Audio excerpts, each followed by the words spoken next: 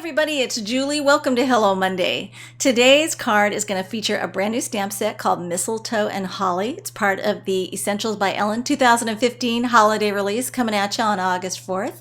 And I'm going to first start, before I do my sneak peek, by cleaning up my Hero Arts ink pad. This is Red Royal, and I accidentally got some glitter spilled on it. So I like to take packing tape and put that across the top, and it lifts out a lot of the glitter, so I don't have to like toss the whole pad away. I can save it. So I'm stamping on watercolor paper. I'm also using lime green and lemon yellow on the stem and leaves because I wanted to get a variegated color. And then I'm going to go ahead and bring out my Peerless portable watercolor palette. Now, Peerless watercolors don't come like this. The pieces are bigger, and then I cut them down. I made my own palette, and I'll include a link to the newsletter article that I did that shows how I made my palette. But anyway, this is a great way to take your watercolor on the go. And whenever I'm in a big hurry and I want to do things really quick and fast, I reach for this portable palette. Hands down, super fast, super easy, and the colors are just gorgeous.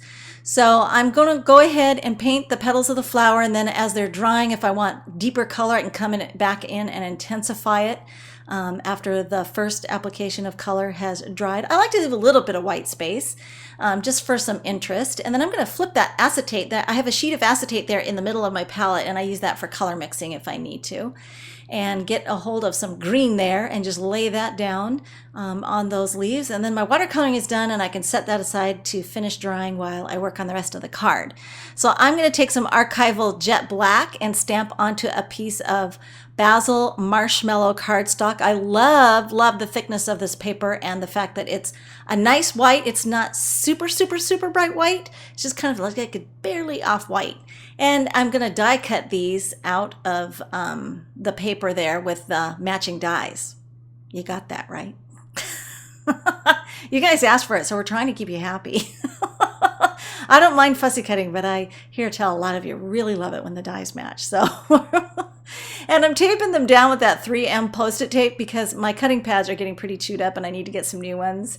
It's not so much that they're chewed up as much as they're getting bowed. And when that happens, the magnetic properties of my magnetic platform don't always keep the die in place. So I just put that tape there just to make sure nothing shifted as I sent it through the machine. So now I'm using my EK Success honeybee tweezers. These are cross-lock tweezers, and I love them for tying on string and twine because they will clamp down when I let go of them and hang on to the twine there and keep it tight in the middle. And then I have both hands free to finish tying my bow. And I'm going to mount this to a piece of pattern paper. This is just black and white pattern paper with a really tight pattern, and just portions of it are peeking out. So it really helps that the pattern is pretty tight and tiny, and it's from a 6x6 pad. And it doesn't matter what kind of pattern you use, as long as it's tight, it's going to show up and create a really nice layered effect there. And I don't like to do too much layering on my cards, but this is just, a nice way to accent. And I love these foam squares. My friend Sherry Moss introduced me to these, and I've got some in black, and I think I have some white ones, but I couldn't find them, so I just grabbed the black ones. And I love the two different sizes that came in the package, as well as the fact that they're very thin. They're not super thick, so you can still get popped up dimension, but these are on the thinner side, so your card is not going to be so bulky.